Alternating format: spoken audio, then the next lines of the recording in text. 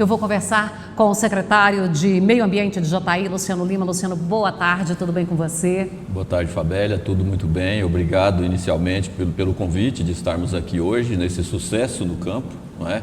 Parabenizar você, o Lima e toda a equipe desse grandioso empreendimento midiático, e era necessário já, e parabéns pelas longas datas que você tem visitado e revisitado o campo, que é onde provém as nossas maiores divisas nesse país, a nossa alimentação inclusive. Obrigada. E só para fazer o registro, aqui não tem complô familiar não, tá? O Lima do Luciano é meramente coincidência do Lima nosso. Se a gente for fazer uma pesquisa mais aprofundada, podemos até achar alguma ligação genealógica. Mas aqui, por enquanto, quando o político emprega o parente, como que é o nome? Nepotismo. Nepotismo, não é nepotismo não, tá? Verdade. Luciano, quando a gente fala de meio ambiente, às vezes o produtor ele até torce o nariz, porque é comum que se chegue daquela tentativa de constranger, de inibir. Como que está essa relação meio ambiente em Jataí com o produtor rural? Na verdade, eu sempre considerei que meio ambiente tem que ser parceiro dos produtores rurais. É claro que nós temos uma legislação que garante a nossa sobrevivência. E é claro que nós temos bons exemplos de produtores rurais. Na nossa região, por exemplo, a maioria eu posso considerar que temos como citar como bons exemplos. Então, a perspectiva de convivência entre o meio ambiente e o produtor rural realmente esfria a barriga.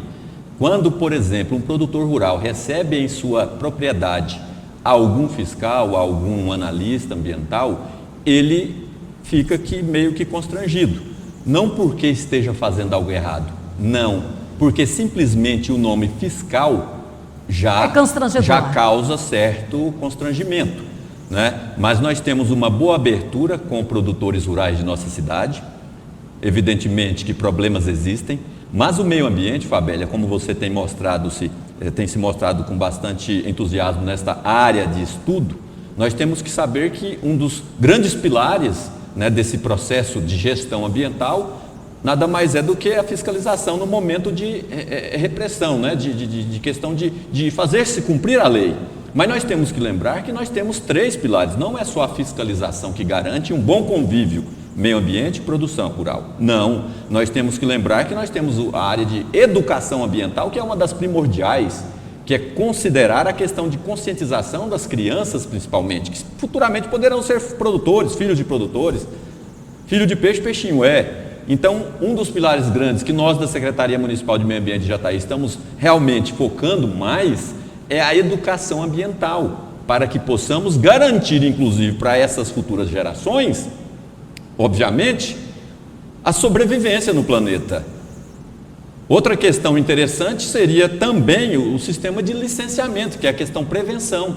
Hoje, qualquer tipo de empreendimento, seja rural ou urbano, nós temos a legislação que exige um licenciamento para você começar a operar uma atividade. E isso são situações legais para poder tentar garantir a questão ambiental para a nossa vida atual e também para as vidas futuras.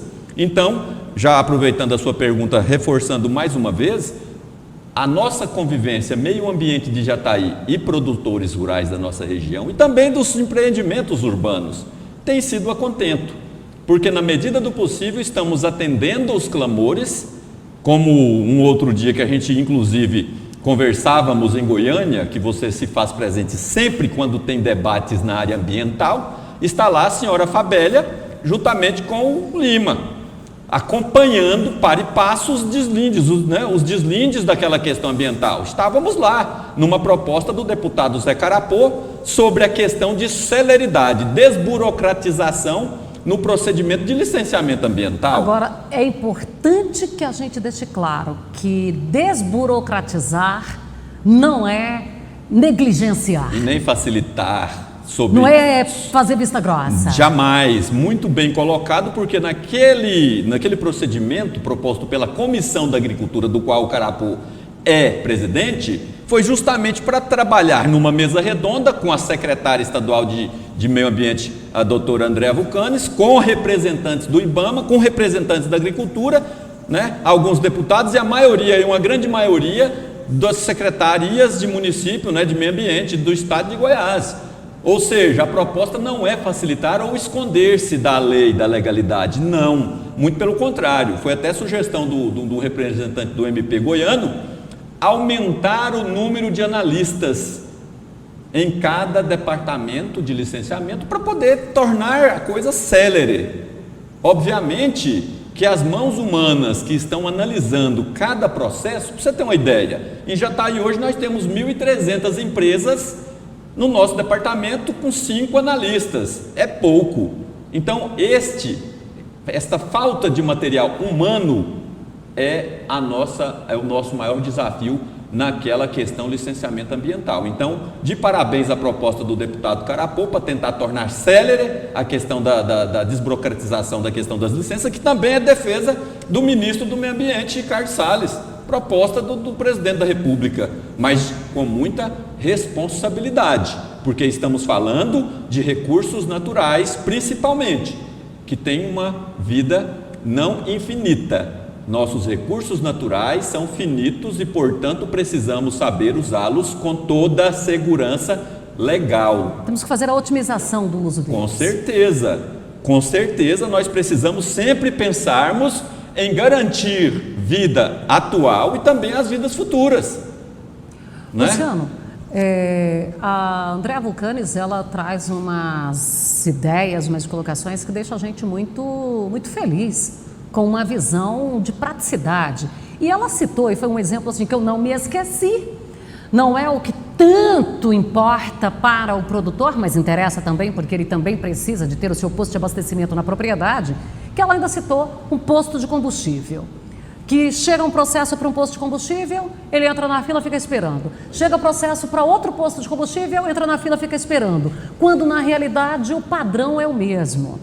Você só vai ver assim, qual é a localização dele, qual é o tamanho, mas as necessidades para um posto de combustível são as mesmas. Tem que ter aquele tanque que em caso de acidente ele vai ter que ter aquela contenção e tal. Enfim, são aquelas situações, aquele filtro que é necessário fazer, papapá.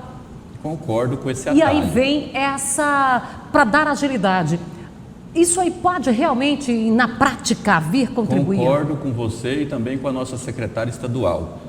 Se nós temos um modelo para determinada atividade, eu creio que nós possamos sempre balizarmos pelo trabalho em cima desse mesmo modelo.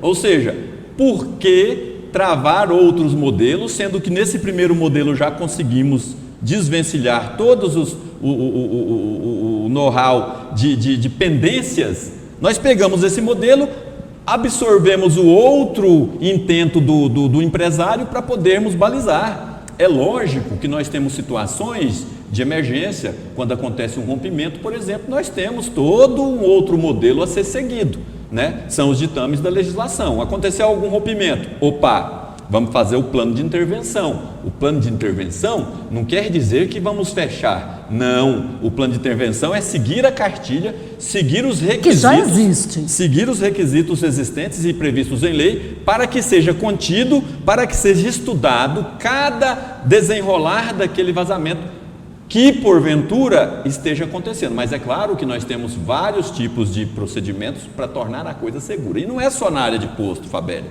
Nós temos inúmeros outros tipos de afazeres pelo ser humano, porque só de estarmos no meio ambiente já estamos causando impacto.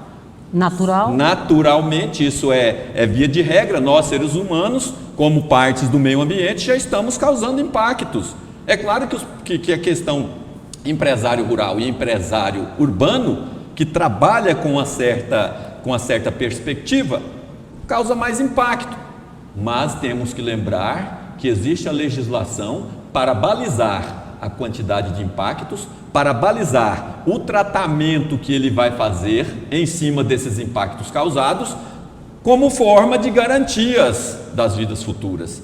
Eu creio o seguinte, como sempre falamos, andando de acordo com a lei, teremos sim uma grande chance de podermos progredir sem destruir o meio ambiente. Isso se chama sustentabilidade. É produzir de forma respeitosa, garantindo assim a vida atual e das próximas gerações. E neste mês de junho, o município vem desenvolvendo ações Com certeza. voltadas especialmente para a questão ambiental, considerando que o Dia Mundial do Meio Ambiente é 5 de junho, a Semana Mundial do Meio Ambiente. O que foi assim mais marcante nesse período? Boa indagação, Fabélia. É bom dizer aos nossos telespectadores, aos nossos internautas, que o dia 5 de junho foi escolhido como data, dia D, para podermos voltar as vistas para o meio ambiente, mundialmente falando. Obviamente, isso nasceu de 1972, quando num congresso proposto pela ONU, já preocupada com os destinos das nossas vidas, propôs, diante de vários países, a questão de se desenvolver com sustentabilidade. Pensando nisso, então, colocaram o dia 5 como o dia D. Obviamente, nós percebemos pela rede midiática de jornalismo, TV e de web, que a grande massa populacional voltam suas vistas para o dia 5 de junho, para a Semana de Meio Ambiente. Mas eu quero lembrar a todos nós de que não podemos dar ênfase somente para esse dia 5 de junho, não. Nós temos que tratar o meio ambiente com todo respeito em cada dia do ano, em cada dia do mês, em cada dia da semana. Porque nós dependemos dele para viver, dependemos dele para nos alimentar. E é claro que quando você me pergunta o que está sendo feito, nós elencamos uma série de palestras que transcorreu durante todo esse mês de junho, com fechamento que está programado para o dia 29, sábado às 19 horas, no auditório do SESC, uma palestra com renomados biólogos que também tratam o meio ambiente com um viés sustentável, né? Não é com viés ideológico, porque a pior coisa que a gente tem é aquela loucura ideológica e que não leva a lugar nenhum. Jamais, nós vamos trabalhar na prática o que está sendo feito. Chamamos e nos atendeu o biólogo chamado Leandro Silveira, que é fundador do Instituto Onça Pintada em Mineiros. Vizinho nosso. Que desempenha um trabalho de excelência na preservação, não só da onça pintada, mas de outras espécies típicas do Cerrado. A cadeia da onça pintada. Com certeza, porque nós temos essa interdependência. Nós precisamos um do outro. E quando a gente pergunta, mas e o produtor rural? Tem contribuído ou não? Nas palavras do próprio biólogo, a gente percebe que quando você põe a plantação agrícola, ele não está prejudicando propriamente, porque dessa plantação agrícola, seja de milho, seja de sorgo, etc., nós temos animais que fazem parte da cadeia de consumo da onça pintada, um exemplo. Aí vem para comer o que o produtor plantou. A onça vai e se agrega ali com a comida farta, que são os queixadas, que são os catetos, que sempre são alvos também de reclamos do setor agrícola. E mas com razão também. É com razão, mas a cadeia ela anda, não está prejudicando como é posto pela maioria. Não. Então, aproveitando o tempo seu, que é bastante ouvido e bastante visualizado nas redes sociais também, na nossa cidade de Jataí, traremos o Leandro Silveira, que promoverá uma palestra sobre produções sustentáveis, né, como meio de favorecer a produção rural, a produção agrícola. E acompanhando o Leandro Silveira, de Mineiros, virá também um outro biólogo famoso, que é o Richard Rasmussen, que está a todo momento nas grandes redes de TV e tudo mais, falando justamente desta parceria. Que parceria? Ora, produtores rurais, produção rural, meio ambiente e comunidade como um todo. Porque todos nós, Fabélia, senhores, fazemos parte de um meio ambiente. Você não está isolado no seu mundinho, você não está isolado na sua bolha. Todos nós precisamos do meio ambiente para sobrevivermos. Portanto, essa foi a proposta no decorrer desse mês e continuaremos trabalhando neste viés, sustentabilidade, para garantir que as próximas gerações possam também viver sem passar necessidades. Este é o nosso papel enquanto gestores de meio ambiente.